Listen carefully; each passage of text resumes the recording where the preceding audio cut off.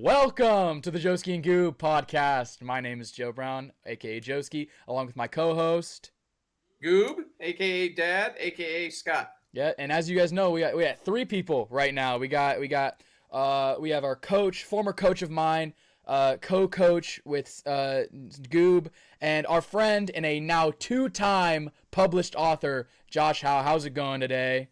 Hey, what's up, everyone? Nice. Thanks for having me, guys. I appreciate it. Yeah, of course. Yeah. Quick order of business.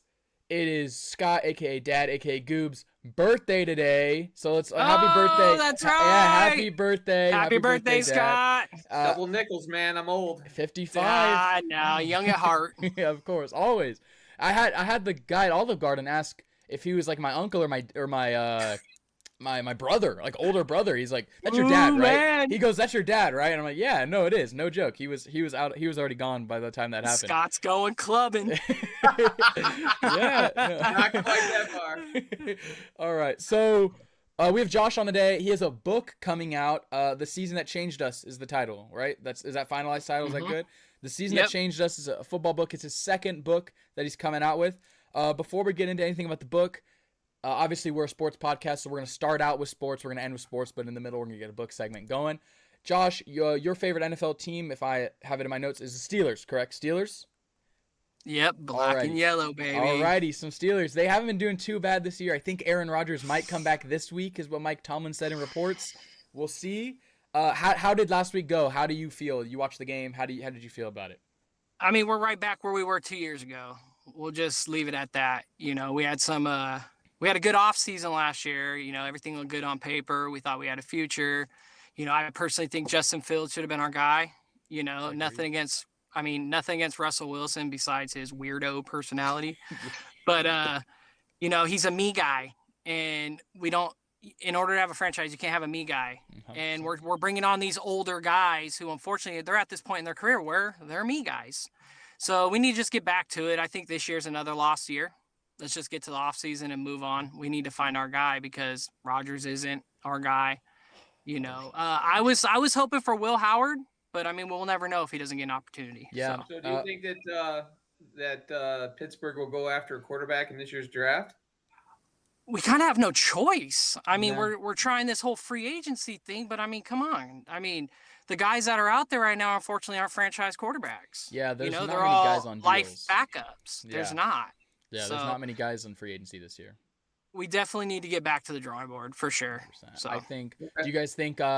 We said last week on the podcast, no offense to your Steelers, that we thought the Ravens were going to win the division. We thought the Steelers were. You had to try them first. I think they still reach that 500 record. I think with their remaining season schedule, I think they get to play the Browns again. I think they have to play the Ravens again, and they have some filler in there. They play the Lions once. There's some filler in there. I think they get to that 9-8, 10-7, maybe sneak in if the AFC is kind of weaker. Yeah, they could sneak in. I don't see this team making a run. Maybe Rodgers, final. Maybe he has some juice left in the tank when he comes back from this injury. Maybe he's got some juice left in the tank. Maybe there's some outside forces in him that help out. I don't know what he's on with that wrist. I don't know, but maybe that happens and maybe they go. It's a lot of maybe with the Steelers. Let's just now. be real. This whole bridesmaid thing for the last 10, 15 years, like since we last made it to the Super Bowl. I mean, we got a lot of work to do, and just squeezing in every year. Unfortunately, it's getting old. A little bit there, a little bit that. Yeah. Over 500. That's what we need. We need over 500. It feels over like that's the 500, goal. And it feels like for sure.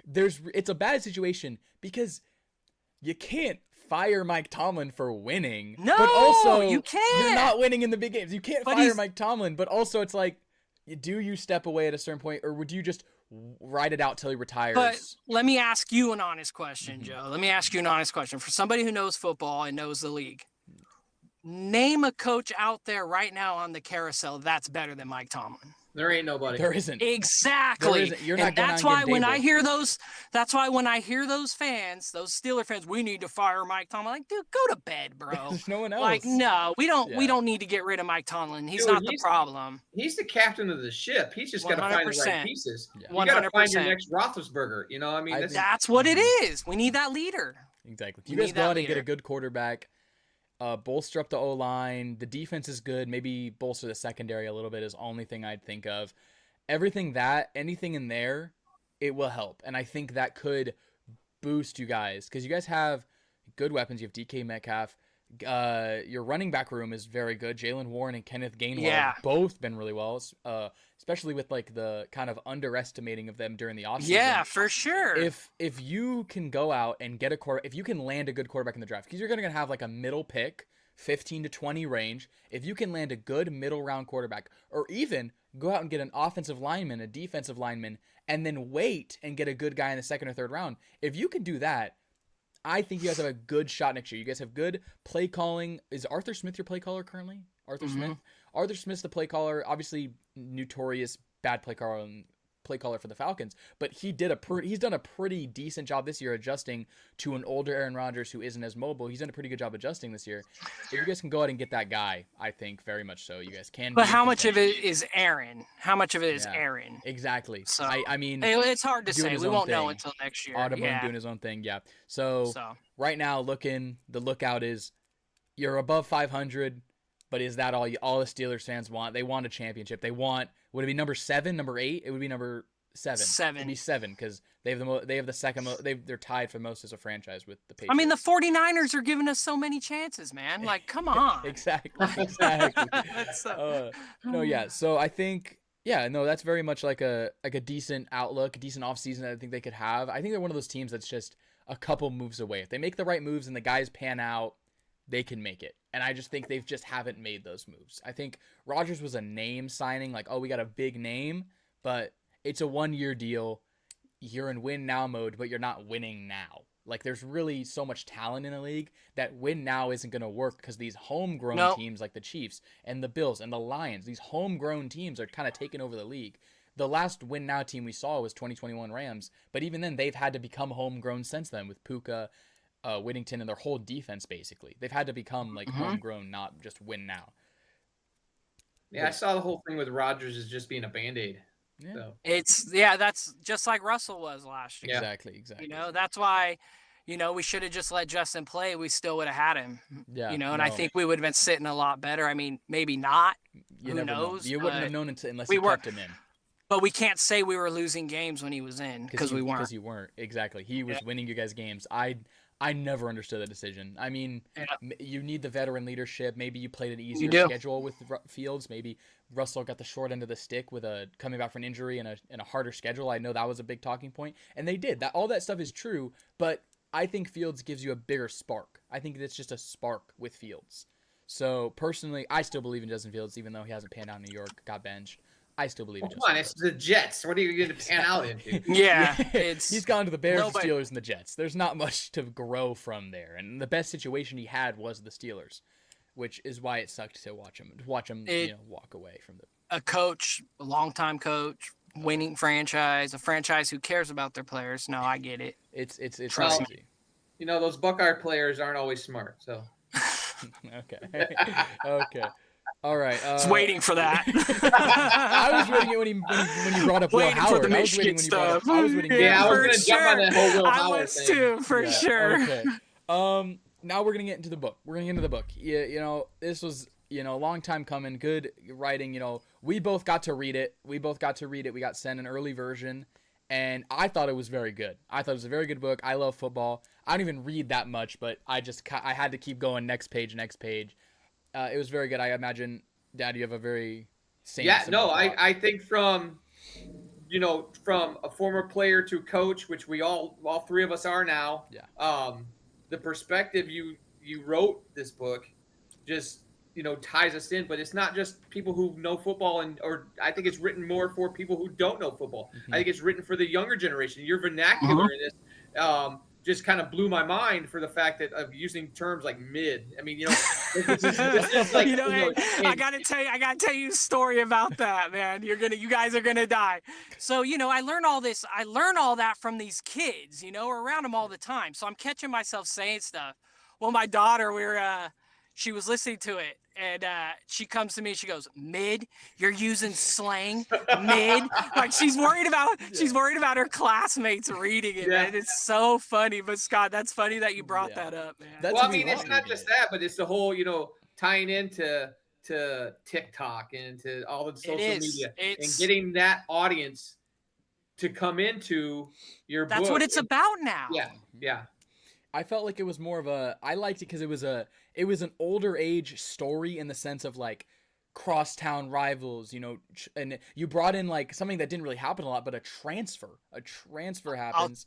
If We'll you don't get want me into to put that. Yeah, we can get into that. Yeah. Well, that. I just Like I have to say, I mean, we haven't gotten into like characters and things, but I just have to say, Coach Decker was you. I mean, I just I'm Exactly. listening to him talking. I'm like, holy crap! I'm on the sideline with Josh. That's Exactly.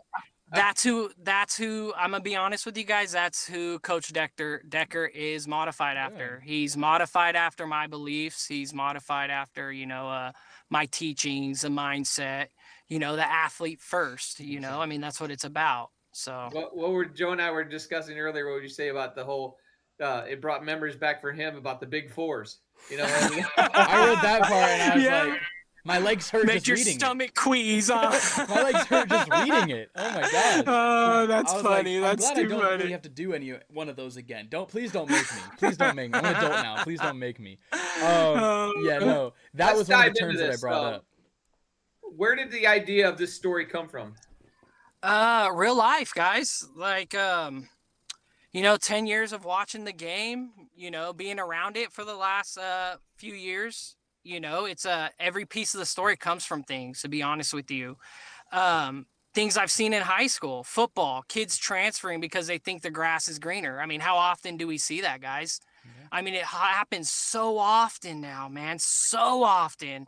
Like it's starting to get sad, Well, I think with this whole NIL thing, it's scary to see that these kids are going to be jumping schools. And that's the problem, because it's going to trickle down to high school level. Yeah. It is, unfortunately. There's going to be, like, for example, if it trickled down right now, Ryder Lyons would be making $500 to $1 million already if he could, man. He'd be at like, I mean, unfortunately, yeah, he would. Exactly, Joe. And one of the, a lot of it is individualism. Football culture's dying, guys. Unfortunately, football's a team sport. And, we got to preach that as coaches. But unfortunately, with kids only doing one sport a year now, they're learning individualism, unfortunately.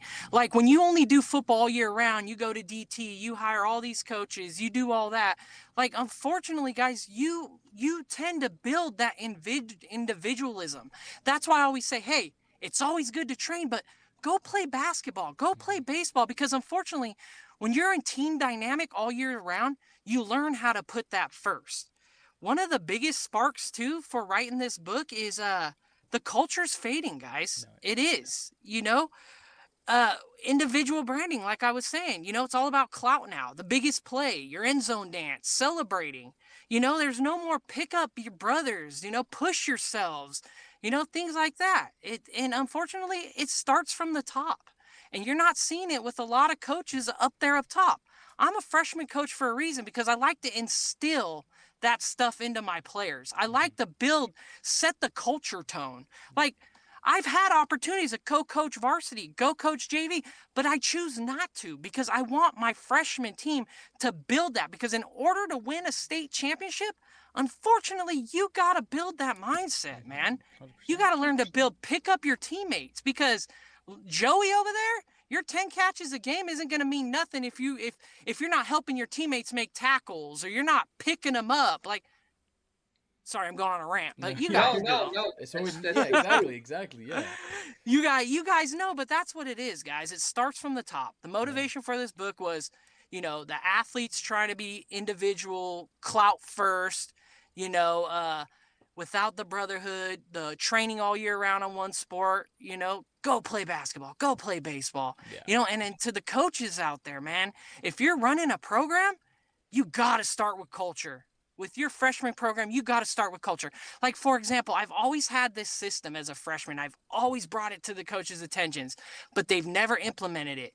A big brother system with your varsity and JV player. For example, you have your starting running back be the older brother to the JV running back, and then to the freshman running back. If the freshman running back has questions about a play or how to take a ball through a hole and he's afraid to ask his coach, hey, go ask your big brother. He'll help you. That builds culture, guys. Yeah. That builds love for the program. But it Makes sense. starts up top, guys. It Yeah. starts up top. 100%. Yeah. I couldn't agree more with that. Yeah, 100%. That's like that. That's a good reasoning to get this out there and get the message out there. It's not just about the story itself, but the context in there and the message of the story to try to incite change and bring back the football culture that we all love. And that's what it's about, man. That's what it's about. 100%. Do you have another question? Yeah. So I wrote down, how did you come up with the characters? Are these people that you played with, or just stuff you developed? Honestly, it's my friends, my teammates growing up. Burnwell is actually, believe it or not, he's after my good friend Anthony. He was always the instigator. I was always the one that it was funny. He was the one he was the gasoline and I was the fire. Like he would instigate me. I would be the loud one and he would be the quiet one in the background, like instigating and stuff like that.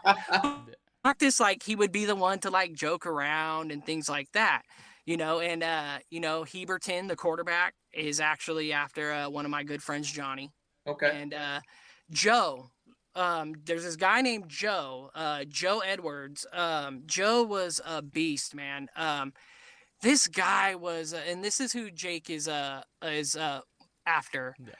Joe was a running back. He was the older brother of my uncle's best friend. And Joe, like till this day, like now I may be biased because I was young. I just remember being 7 years old watching this guy run the rock, man. And till this day, even pro level, the closest thing I saw was Jerome Bettis. Okay. Like the way this dude ran the rock was phenomenal. And everything you see or that you read in the book, like Jake, that is Joe Edwards, Irvington High School, class of 92. And unfortunately, like I always thought the guy was going to be big, make it pro. I don't really know what happened after, just because I didn't really know him like that. I do know Kevin, his younger brother. I call him Uncle Kev. I still talk to him and whatnot, but Joe was just phenomenal, man. I remember just being 7 years old. I was looking at this guy like he was running the rock for the 49ers, man. Just phenomenal. That's cool. Yeah, no, So I think it's great. That's pretty much like real the inspiration. Okay. Yeah, and that's what it is. It's pretty much a homage, a tribute to my friends and and honestly, believe it or not, it's really a tribute to my players, man. Like, let me ask you guys a question. Joe, you recently being on a team, Scott, you coaching. When you read those personalities in that book, how many times did you think to yourself, "Oh, I know that guy"? Exactly. Oh yeah, Yeah. it's right. I know that guy. Yeah, you read a player and it's like, oh, I could think of 3 or 4 people that I've met in my career that are like that. Oh, most definitely. Yeah. And that's where that comes from, like the players and my inspiration. So, What part of playing or coaching helped you in writing this book? dudes, I'll be honest with you guys. This was the easiest thing I ever written. It's what I know Just best. flowed. It comes natural. Yeah. Exactly. Like this book was so fun to write. Like I was, the one thing when I was writing this book, I should have brought it. I could have showed you guys my notes, but I did a whole I spent just writing up plays, doing research. I don't know why, I'm not a Niner fan, but I have a thing for Shanahan. I think his offense, the 22 personnel is just a magical offense, man. Tight ends, fullbacks. I personally think the most successful teams have a fullback. Yes. Definitely. I do, and it just being able to implement that stuff in the book, designing play calls, the coaches calling plays, that just came so natural. It was writing this book was not hard at all. It was just, but. And you can tell that with your writing style and your flow. It was just, it came natural. Like I wrote this book in 3 months, 3 months. Yeah. And guys, it was just a natural thing. It's what I know best. Football's been my life since I was 7 years old, man. Yeah. looking at my uncle on the high school field like he was a god, like it's just, that's what it is. And I've always took to the game differently, being a young 14-year-old drawing up plays. You don't ever see that, Exactly. You don't. and that's where it came from. Okay. So. All right. Was it harder to write the beginning or the end? To be honest with you, I'll be my writing. When I write my stories, I already have my believe it or not, I start backwards. I have my ending figured out before I have my starting and my mid. Okay. Like I write my stories backwards. Everything you guys read from me, I write my stories backwards. The faces we leave behind, that last chapter, I wrote that first. Believe it or not. Yes. Okay. I write all my endings first. You know why? Because then I have the whole book to build off that, to decide if I want to keep that, or if I want to add something, I go back and add it, so it all adds up. But the hardest part in writing books is the mid part of the book, figuring how to connect the ending, the beginning and the ending. That is where I get stuck a lot. Well, I can That's see where that I get the fact frustrated. of trying to get that midsection, because you've got the ending, you've started at the beginning, and keeping people enthralled throughout the rest of the book. Yeah, exactly. Yes.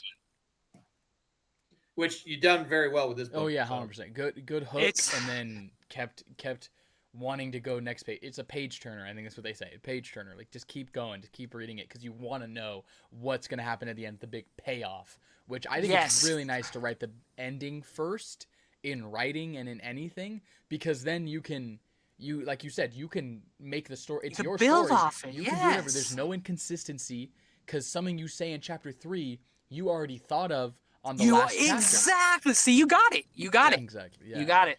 And I think one of the things that helped me was, and appreciate your input on it, is I listened to the book first through the audio, and then I came home and read it.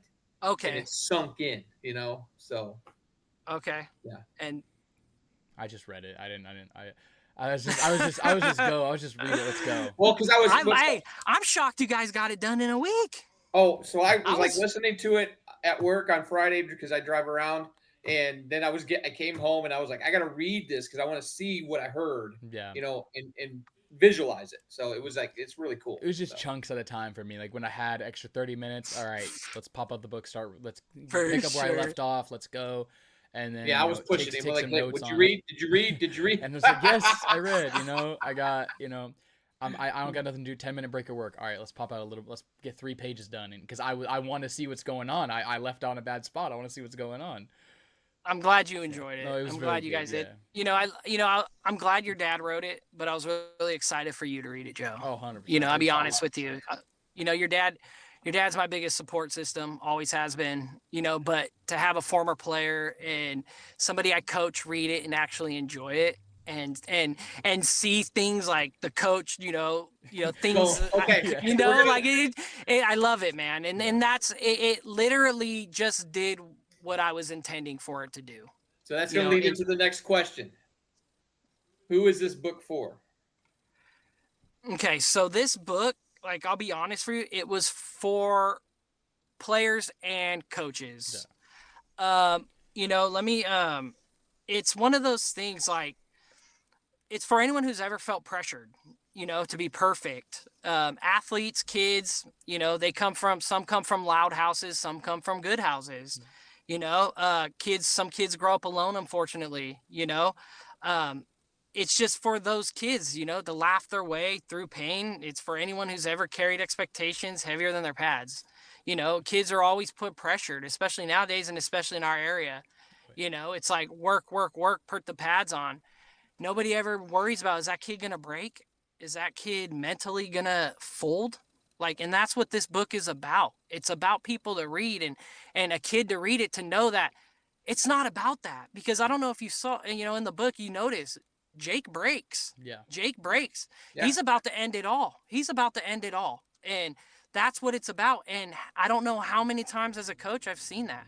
Yeah. And this book goes out to players, to coaches, to parents, to parents. It has a little bit of romance in there.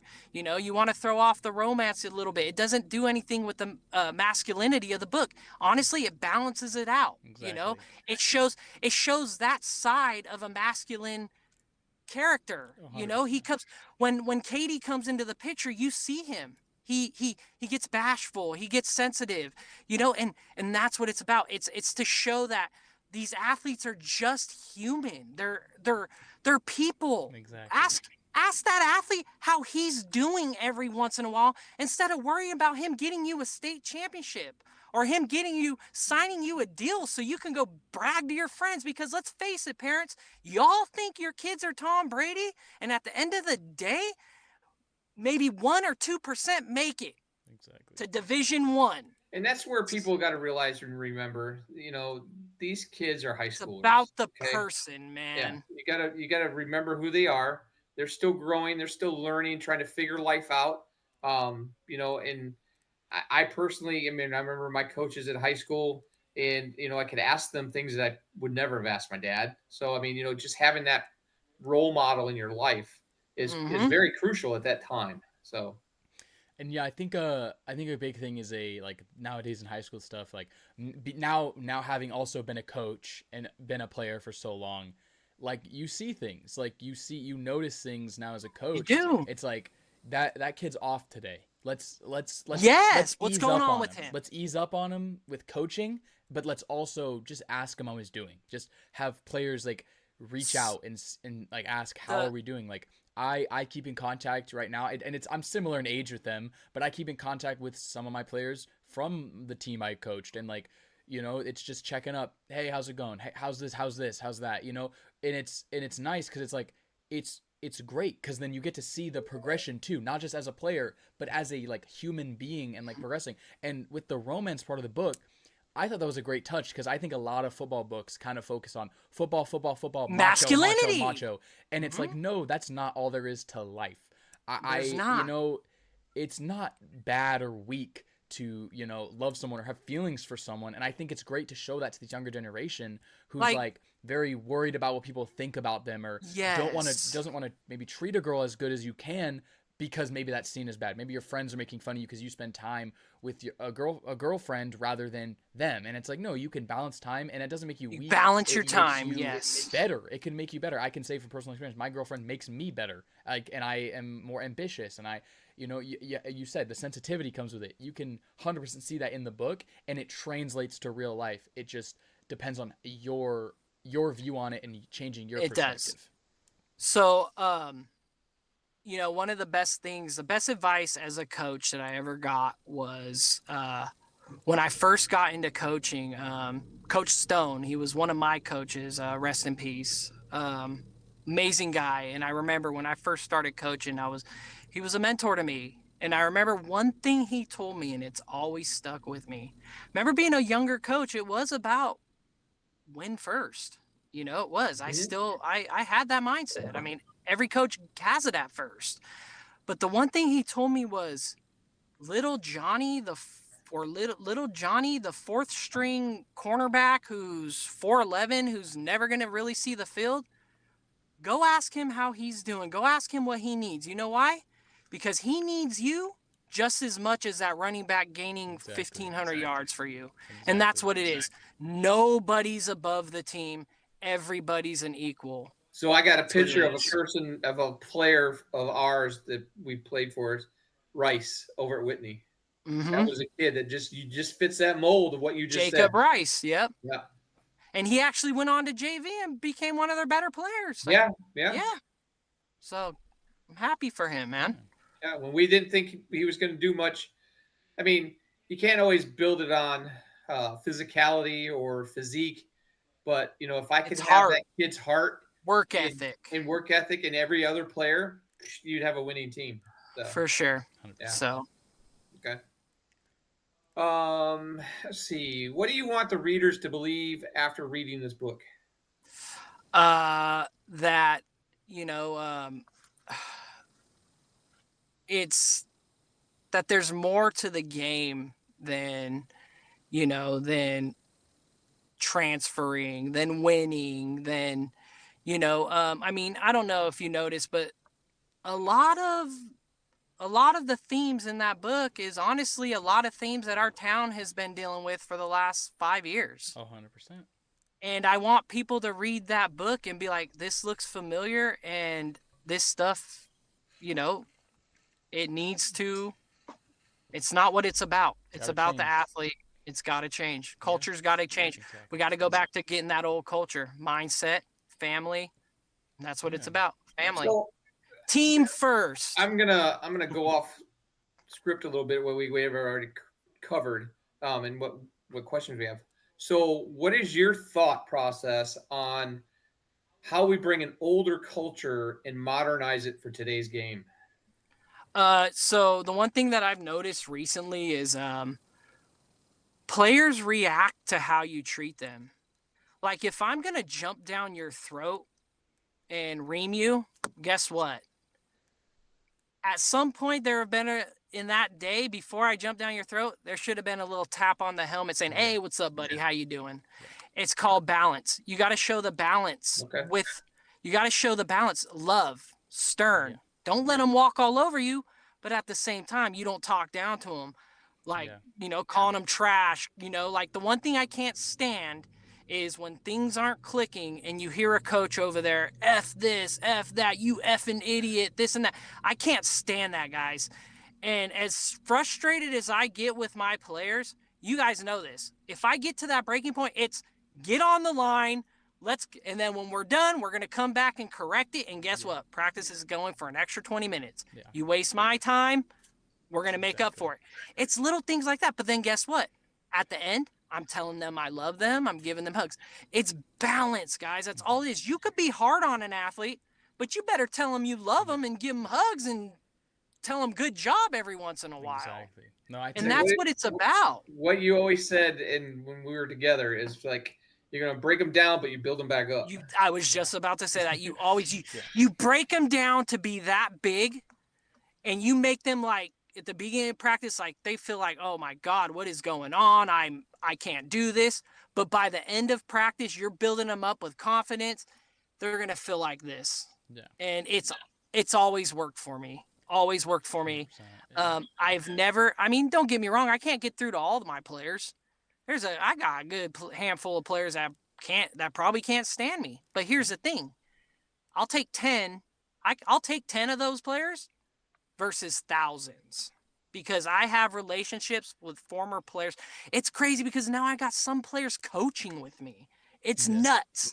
Calling former players, asking them for what EDDs do they do at the high school. Like, it's crazy, guys. It's nuts. I'm feeling old, man. So, but that's the thing. You can't get through to all your players, but the ones that you do get through to, just know you're making a difference. You really are. You're making a difference for that athlete. You're making a difference for his family. You're making a difference for his for his future kids, his future wife. Just know 10 out of thousands is okay. Yeah. So and I agree with that 100%. Like, you're trying to instill that in your players. And being a player, I felt like my kind of class, and like even though it's 2 years ago now, like kind of still had to deal with that. Had to deal with coaches that were like, hey, like this is how it is. It's mine putting the foot down. Like, and then really no positive reinforcement. And we responded well enough, but we didn't respond well to it. But these kids now, especially the kids I coach, the JV. I seen it. They don't take that, and I think it's cower. Great. They don't take that, but also if you are able to do what you said, like balance, as many times, like my rule that I kind of forced with myself, especially with my position group quarterbacks, is as many times I will tell them that they did something wrong, I need to match that by complimenting something they did right, because it gets annoying. It gets little. It's like, your shoulder, it was in the wrong place there. You need to fix it out. But then it gets down to simple as something as, hey, we didn't complete that pass, but I saw you go through the progression, and that's what we want. Yes, it didn't go our way, but that's what we want. So I like that in the sense of like, and I think it's a nice philosophy that I think was instilled with me by coaches I've had, you and other, especially even my dad and like other coaches I've had. I was like, as many times I was told something I did wrong, a good coach told me what I did right just as many times. Exactly. So it's positive reinforcement. And being negative is fine. You can be, hey, do this better. Constructive criticism. but I never liked the being up in the face, like that you got to do this and it's my way or the highway. It's like, no, it's a player coach relationship for a reason. It's not a dictatorship. It's a Hey, relationship. let me ask you a question, Joe. When you were 12 years old playing quarterback, and I was talking to you, Yeah. am I the only coach to ever tell you I expect you to throw more interceptions than touchdowns? No. Actually, You yes. know why? Actually, no. Actually, yeah. Maybe the only coach to say that, but also Do you in a do you positive remember way. why I told exactly? Do you remember why I told you that? Because Honestly, it helps. you have to grow. You have to make Exactly. the mistakes to grow. Yeah. I'd rather you throw 20 interceptions as a 14-year-old in junior ball than 20 No. interceptions as a senior in high And I school. think that was a perspective that I'd never been given, and I think it helped me in my like later playing eventually in high school. Was Mhm. like I threw some interceptions and I fumbled the ball a few times. I got sacked, but every time I would kind of get back up because I just kind of that lesson, especially You brush it off. that year in It junior happened. ball, I did throw more interceptions than touchdowns that year, but it helped because I was like, after every interception, I was like, man. But then that made every touchdown feel so much better and so much more earned. And I think what I failed to do in my high school career was I was afraid to throw interceptions.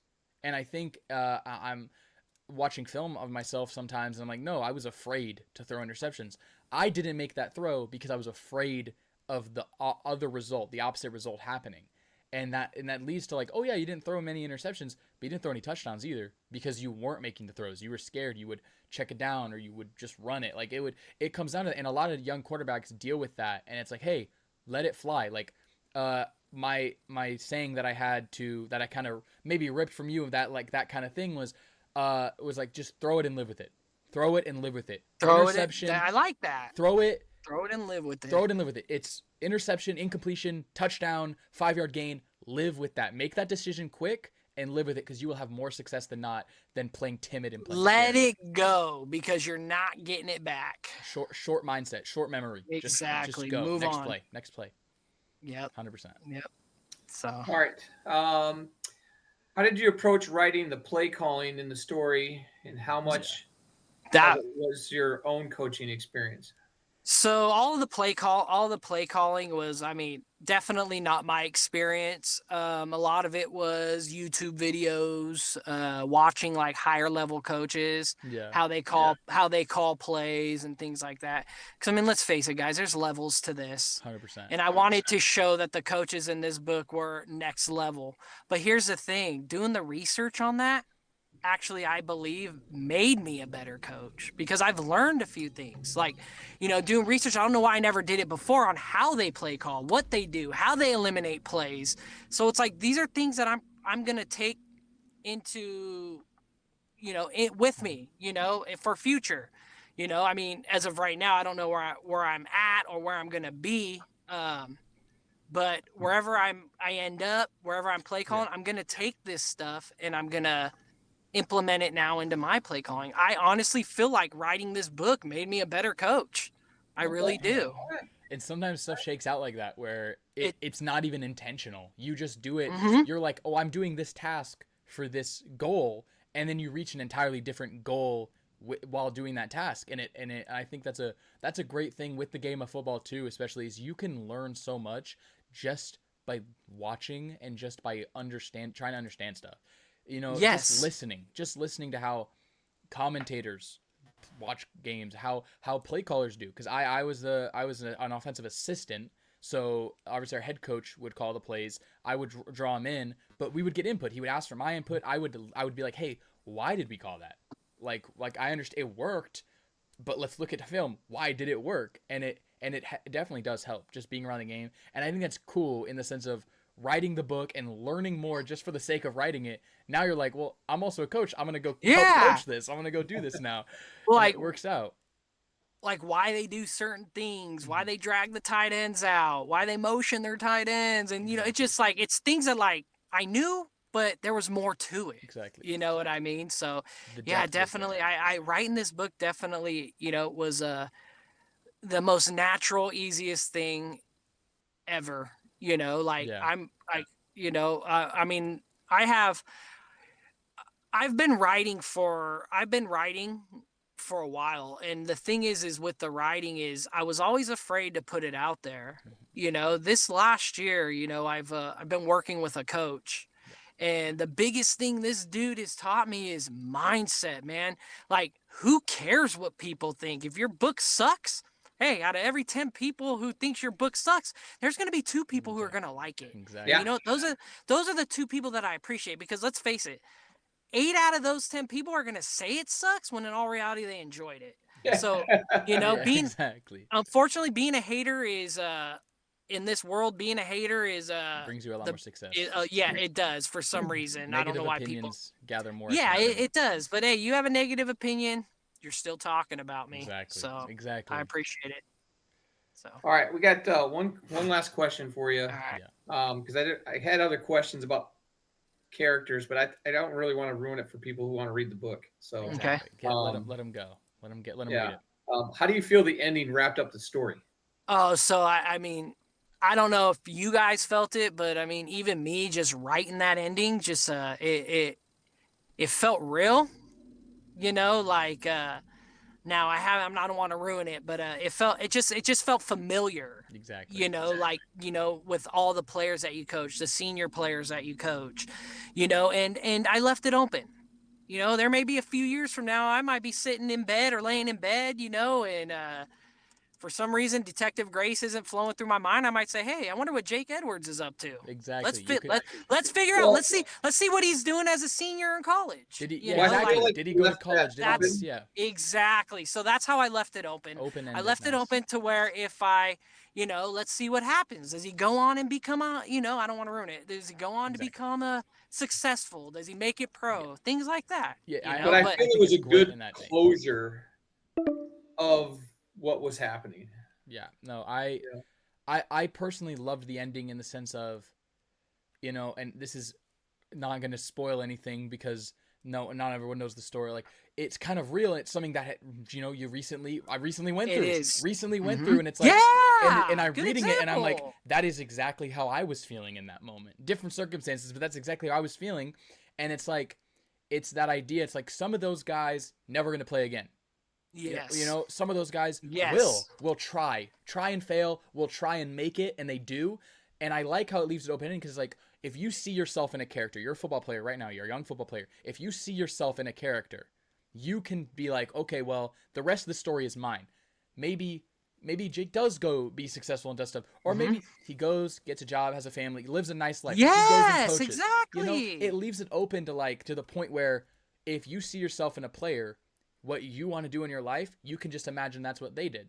And you can be like, all right, that's what they did. That's what I'm going to do. I'm going to go try to play. I'm going to, you know, get back on the horse and try it. Or I'm going to hang it up. I'm going to love the time that I had with the game and be done. You know, there's so many different ideas that you could have with it.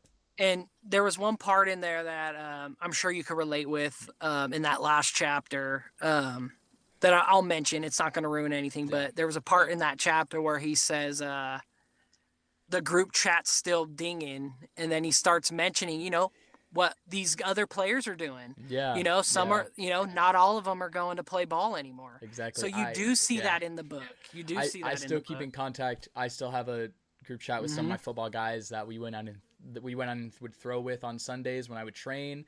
I'd bring those guys. We made a group chat back then, and we still talk in it.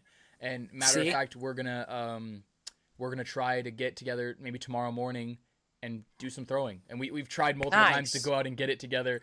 It just hasn't worked out with everyone's schedules, college and all that, and work. We're going to try to get that together for, like, Thanksgiving and stuff. And it's great. And when I read that part, I related to it because I was like, I was literally just texting in our group chat right now. Like, because you never lose that. You never lose that brotherhood. It's that brotherhood, still care for those bond. guys so much. Yeah. I still care for all of my teammates so much, whether we liked each other or not even then. Like, some of the guys that I played with, like, a little bit last year and didn't really get to talk to as much because the senior season wasn't, you know, all that. But I still talk to them when I was coaching. I'd go over and hang out with them, talk to them, be like, hey, how's it going? Like, you know, we're doing great. You know, I'd talk to them when they'd see me. You know, we'd say hi. And it's great. And supporting them through their season they had this year, which was phenomenal. It's all nice. It's all like, hey, we all still talk. We're all still friends. Like, it's great how this one sport brings so many people together. And that's what it's the greatest game in the world. Yeah, It's exactly. the only, it's human chess. It's the only game you can build solid emotions and that camaraderie. And believe it or not, a coach for every sport's important, but you can't win a football game without a coach. Exactly. You can win a basketball game without a coach. You can win a baseball game without a coach, but you cannot win a football game without a coach. I'm sorry. You I can't. agree with that. So 100%. I can it's see that, chess, but yeah. And that's I think the ending wrapped it up amazing. And I encourage all of you to go read it when it is released. I believe you said sometime second week of December we're looking at, right? So I'm still in the beta testing. Yeah, exactly. I just went through the first edit. I'm going to be making some changes. Like I was telling you guys were lucky enough to be Yeah. pretty much beta readers. Exactly. Thank you. We got So- the inside scoop. So that wasn't even the final product. So I'm hoping by the second week of December I can get it out before Christmas. I'm Okay. hoping we can spread the word to the community. Exactly. Hoping the families in our community can, pick up a copy, read it with their athlete, and If We'll see pre-order what comes happens. You're gonna available, put it if back out pre-order- on. You're gonna put it out with your other book, it's gonna be on Amazon. it's going to Put be on on Amazon. Amazon. And then that one right there, The Faces We Leave Behind. Just I want to thank everybody that's read it. There was some spacing issues that's being corrected. I might do something other than Amazon because I'm reading that a lot of people are going through this. The spacing issues are going to be corrected. I'll figure that out. But I just want everybody to know I appreciate the support and go get this book. I'm telling you, you will not be Yes. disappointed. We Absolutely. will when pre-order or anything like that, or even when it releases, the next podcast after that, we'll put the link in the description on Spotify and on YouTube, and we'll send it out on our pages. Like we want people to read this because it's a great book. I'm gonna read it again when it comes out, when the final version. I'm gonna get a copy. I'm gonna read it again because it's a great book. If you don't like we said at the beginning, if you play football, if you've coached football, if you like football, if you don't like football, it's a good story. Yes. It's not a football, it's a football based book, but I think it does a great job of having its own legs. It stands on its own. It's a story. It's not a football story. It's a story. It's a story of great. life. It's a story of life exactly. surrounded by football. Exactly. So, It's like That's football's a- the theme, but the a great real way to sum it up. meaning, the real meaning sure. is just life and how life is. And that in a lot of ways Yes. is true because football prepares you for life to a certain extent. Almost everything, every problem you could face in a football game or in a football practice, you are going to face in your life, and it could help you get through that. And it will. I Yep. can say it will, honestly. Monsters on the field, gentlemen off. Yes, sir. Yes, That's sir. how we live. Yep. So Well, that's what I've always said. It's just like football is building you and setting you up for life. Yeah. I mean, it is. down the road.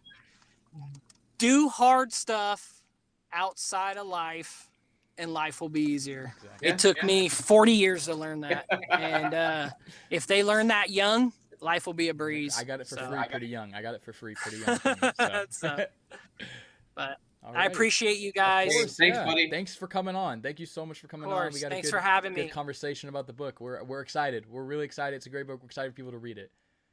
Thanks, guys. I'll talk to you soon. Talk All to right. you soon. Take care. Bye. Have a good night. Thanks. Bye. See ya.